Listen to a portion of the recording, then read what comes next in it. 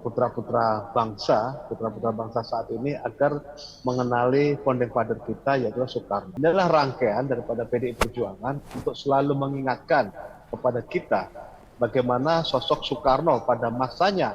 Beliau adalah sebagai tokoh nasional, sebagai tokoh sang proklamator, menyatukan seluruh kekuatan elemen bangsa di Nusantara pada saat itu, sehingga muncullah tonggak perjuangan sampai dengan kemerdekaan diraih, diproklamirkan oleh Soekarno dan Bung Hatta. Nah, ini yang kita selalu gelorakan, terutama kepada seluruh kader-kader PDI Perjuangan dan juga kepada seluruh masyarakat Indonesia. Oke. Jadi memang ini suatu ajang untuk memperingati hari lahir dan juga hari wafatnya dari Soekarno ya Pak Soekarno. Ya. Kebetulan Bung Karno juga lahir dan wafat itu di bulan yang sama. Di bulan yang sama. Bulan Juni. Oke. Nah, kalau untuk acara ini memang ini diadakan rutin setiap tahunnya atau memang ada beberapa momentum tertentu aja nih Pak? Sebenarnya tiap tahun itu PDI Perjuangan selalu memperingati Hal Bung Karno. Hanya saja ini adalah momentum yang cukup digunakan oleh partai, mengingat saat ini juga mungkin karena tahun politik ya. Beda dari tahun-tahun yang lalu, kita hampir setiap tahun selalu mengadakan, baik itu ada yang namanya sarasehan, bagaimana kita menulis tentang sejarah Bung Karno, bagaimana kita juga sering mengadakan lomba-lomba pidato mirip Bung Karno, dan kemudian juga memperingatinya yaitu dengan kegiatan-kegiatan secara faktual turun di tengah-tengah masyarakat. Itu tiap tahun. Hanya tahun ini saja yang dikumpulkan di Jakarta. Oke, jadi memang mungkin momentum terbesarnya itu ada di tahun ini ya Pak ya? Iya, mungkin mengingat itu tahun politik gitu Pak. Tahun politik juga gitu kan ya. Nah, kalau untuk persiapannya sendiri Pak, bagaimana sih untuk sejauh ini? Situasi di sana itu bisa digambarkan bagaimana Pak situasinya? Ya, alhamdulillah sebenarnya sudah sejak kemarin itu sudah mulai gladi kotor, baik itu satgas-satgas putusan dari setiap daerah dan juga para penari-penari kolosal itu sudah melakukan gladi kotor, dan hari ini mereka sudah melakukan gladi bersih. Insya Allah dengan gotong royong bersama itu nanti akan dapat berjalan baik dan lancar. Dan ada satu informasi kemarin dari DPP partai, Mbak ya, itu adalah kita juga ingin mencatatkan dalam rekor muri, yaitu adalah makan bersama di GBK dan juga langsung di clean dalam area tersebut dalam hanya hitungan menit. Nah, ini akan kita kemarin berdasarkan dari DPP ini akan dicatatkan dalam rekor muri. Oke, jadi memang akan itu adalah salah satu yang rekor yang dicontohkan oleh DPP itu dalam rangka mendidik kita semua agar memang kita setiap effort kegiatan itu tidak hanya meninggalkan sampah, tetapi juga memberikan edukasi kepada kita bahwa saja kepada seluruh kader PDI Perjuangan, setiap event itu adalah jaga ketertiban, bukan hanya ketertiban tentang keamanan, tetapi juga kebersihan lingkungan. Nah, ini yang perlu diberikan edukasi baik kepada seluruh kader, pengurus maupun kepada masyarakat. Kita ingin tampilkan kepada Nusantara bagaimana PDI Perjuangan ini melakukan gotong royong bersama dapat menjaga keamanan juga kebersihan lingkungan. Oke, luar biasa. Nah, untuk pembentukan seperti ini memang sudah ada arahannya sendiri atau memang otodidak aja tuh Pak dari seluruh peserta di sana, nanti yang datang bakal di-announce bahwasanya kebersihannya ini dijaga gitu?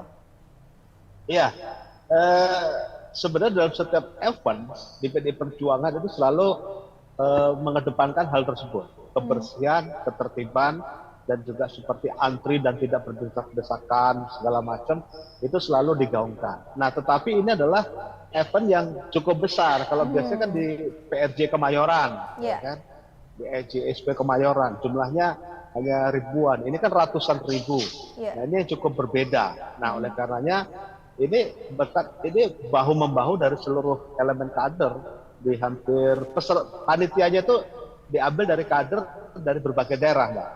Itu nanti juga seperti halnya sudah disiapkan siapa yang akan membersihkan itu dari relawan itu hampir 3.000 orang. Jadi selesai nanti ada dibagikan makan, ya kan? Kemudian ada instruksi makan bersama dimulai, kemudian berapa menit selesai, langsung nanti pasukan mengambilkan sampah-sampah tersebut, lalu dimasukkan dalam kantong-kantong, segera clean lagi di tempat.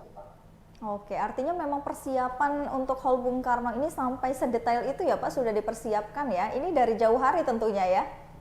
Ya, ini adalah edukasi politik dari ide daripada Ibu Ketua Umum kami, Ketua Umum tercinta Ibu Hajah Megawati Soekarno Putri, yang beliau betul-betul konsen terhadap lingkungan.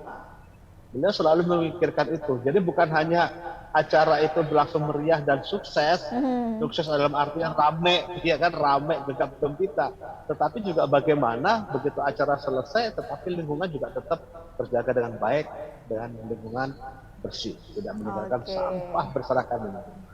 Benar.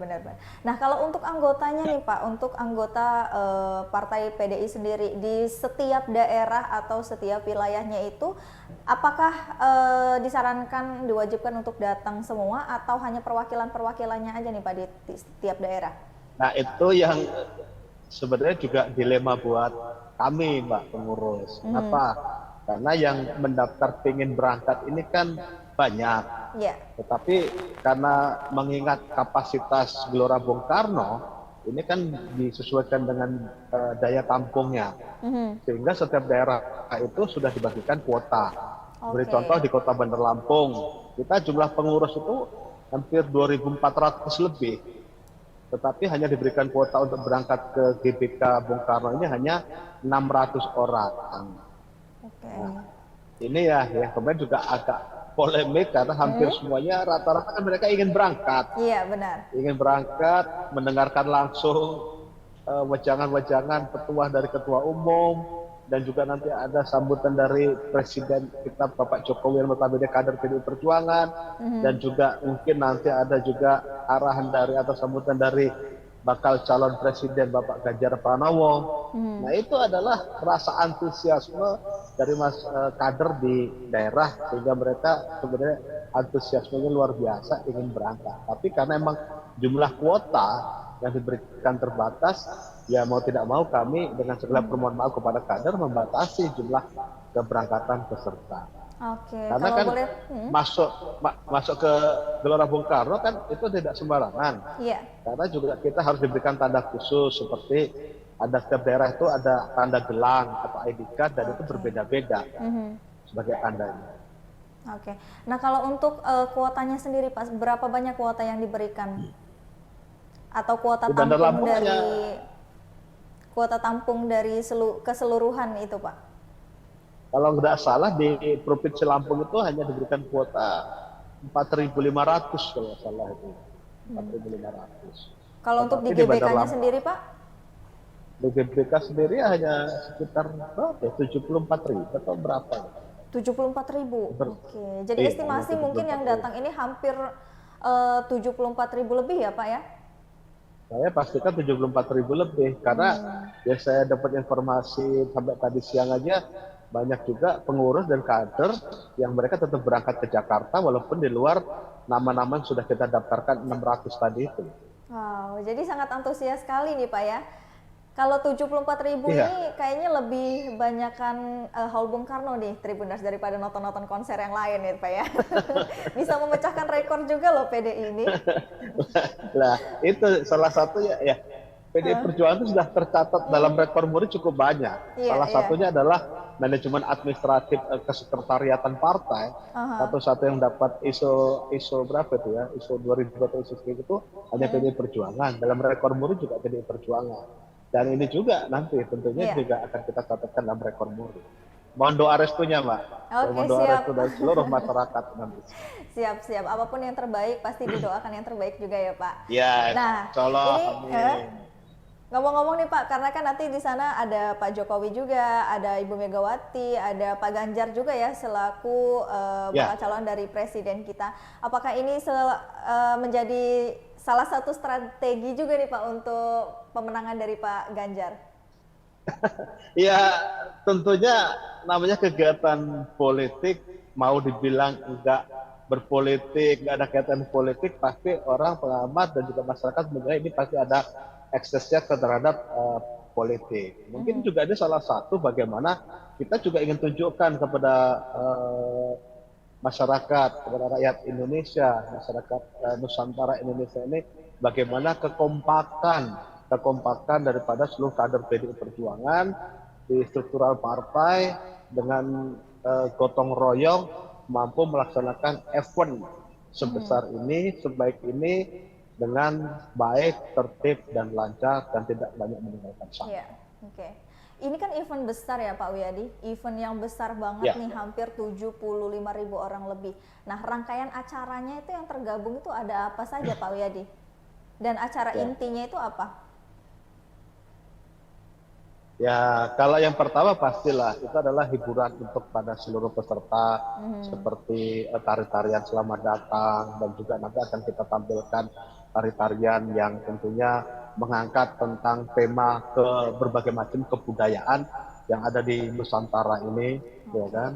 Dan kemudian juga nanti kita tampilkan juga, akan ditampilkan juga nanti Satgas, kegiatan atraksi daripada Satgas Cakra Buana.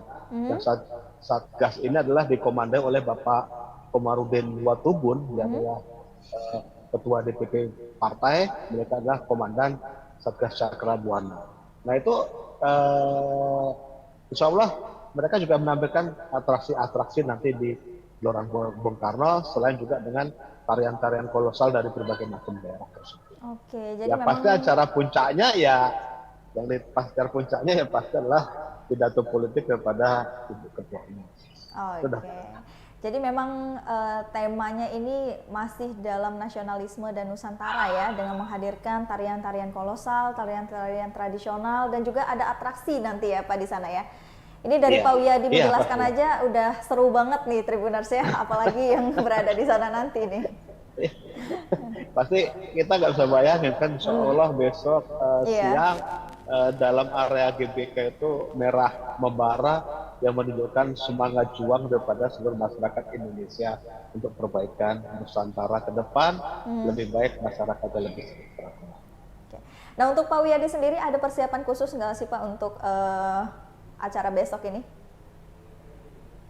Ya sebenarnya nggak ada, kan sebenarnya nggak ada. Cuman persiapan yang kemarin itu agak sulit kan menseleksi itu, karena persiapan berangkat, siapa yang berangkat, karena mereka hampir umpama dari satu kecamatan kita minta mereka hanya 25 orang, mereka kirim 50, 40. Nah itu proses seleksinya itu yang agak ya paham sendiri lah. Iya benar. Apalagi antusiasnya sangat tinggi sekali ya Pak. Nah untuk penseleksian ini apa nih Pak yang diperlukan kriterianya nih?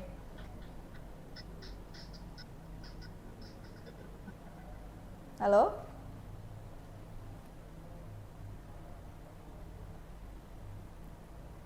Sinyalnya deh kan. Sinyal di Zoom-nya enggak? Bagus.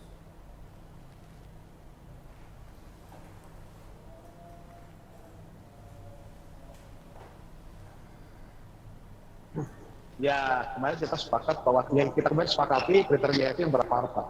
Halo? Tes. Oke, udah Pak, udah tergabung. Tadi putus-putus nih Pak, iya. Sorry. Oke, balik lagi nih Pak Wiyadi, ada kriteria khusus nggak sih untuk bisa menseleksi para kader-kader yang antusiasnya sangat tinggi nih Pak untuk acara Haul Bung Karno besok? Ya, sebenarnya kriteria kita kemarin ada 85% adalah kader struktural atau pengurus partai, yaitu tingkat pengurus PAC dan ranting, dan juga Satgas. Dan juga dari 15% itu adalah kader non struktural. Mereka adalah loyalis kita.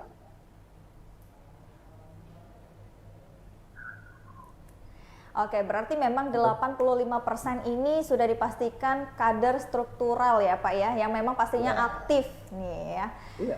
Nah kalau untuk bahkan ada kader-kader senior yang usianya sudah hampir di atas 70 tahun pun itu banyak mereka ngotot mau berangkat.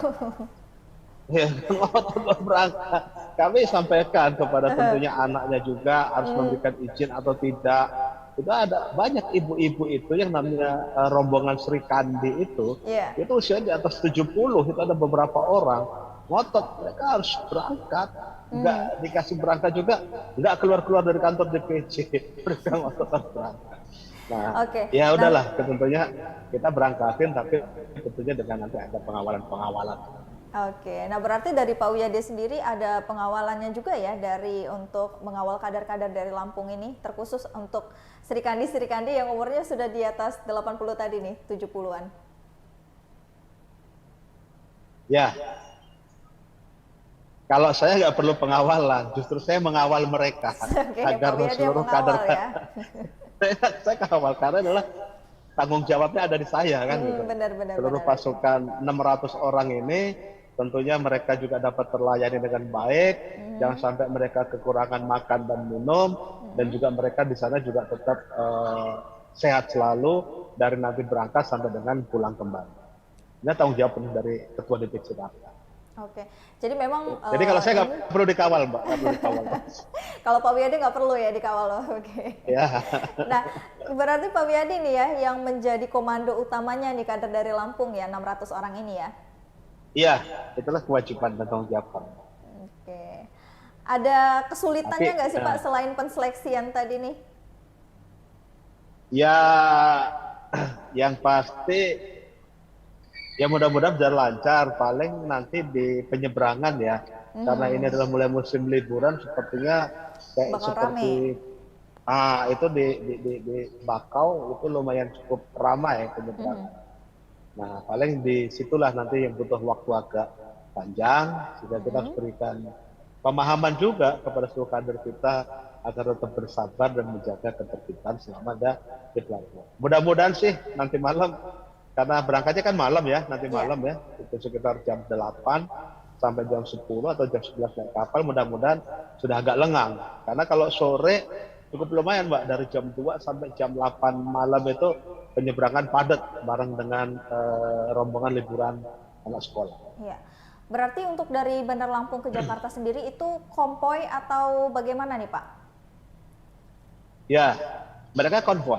Mereka konvoy berangkat dari DPC partai, nanti dilepas oleh ada koordinator kita yang ada di sana.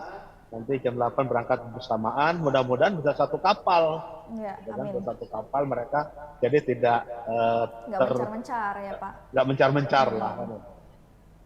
Oke, berarti acara Haul Bung Karno ini diadakannya satu hari aja ya Pak? Satu hari. Besok rangkaian sepertinya dari habis zuhur. Karena GBK dibuka jam 9 atau jam 10 pagi, terus kemudian nanti ada acara makan bersama itu yang memecahkan rekor muri, terus kemudian ada tampilan-tampilan tarian kolosal yang menyajikan tarian setiap daerah, terus kemudian baru nanti mulai masuk prosesi acara, yaitu sekitar jam 2 itu dimulai acara. Oke, jadi apakah acara ini akan berlangsung sampai malam atau sampai sore aja nih Pak? Berdasarkan keinginan panitia sebelum maghrib harus sudah selesai. Oke, berarti cuman setengah hari ya dari jam abis zuhur sampai Ya. dengan sebelum maghrib ya? Betul. Oke, untuk Kalau Pak sampai Wiyadi malam, sendiri, Pak Wiyadi sendiri apa nih harapannya untuk acara besok nih? Ya, pertama tentunya berjalan dengan baik, tertib dan lancar. Yang tentunya yang kedua adalah kita memberikan semangat juang kepada kader-kader partai, baik yang di struktural, kader eksekutif dan kader legislatif, melalui pidato-pidato politik ketua umum dan presiden nanti, itu mampu membangkitkan kembali nilai juang dari seluruh kader untuk memberikan pelayanan yang terbaik untuk masyarakat di daerahnya masing-masing, sesuai dengan kapasitas porsi mereka di bidangnya. Oke, luar biasa. Kita doakan bersama. Oh, dan yang ada lagi satu yang apa paling nih penting. Pak? Boleh. Dengan semangat yang dibakar besok oleh Ibu Ketua Umum, tentunya membangkitkan semangat daripada seluruh kader partai, sehingga PDI Perjuangan dengan rasa optimis penuh 100% dapat memenangkan hat-trick PDI Perjuangan di event pemilu di 2024. Oke, pastinya ya doa dari semua kader-kader nih, kader PDI Perjuangan ya. Pak Wiyadi, terima kasih Ya. banyak sudah meluangkan waktunya dan mudah-mudahan acara haul besok yang diikuti oleh seluruh kader dari PDI Perjuangan bisa berjalan dengan lancar dan hal-hal baik tentunya akan diselaraskan dengan baik juga ya Tribuners. Dan terima kasih juga nih untuk Tribuners yang selalu menyaksikan tayangan podcast Tribun Lampung dan wawancara khusus hari ini bersama dengan narasumber saya Pak Wiyadi selaku Ketua DPC PDIP Bandar Lampung, dan saksikan podcast selanjutnya di Tribun Lampung TV. Terima kasih dan sampai jumpa.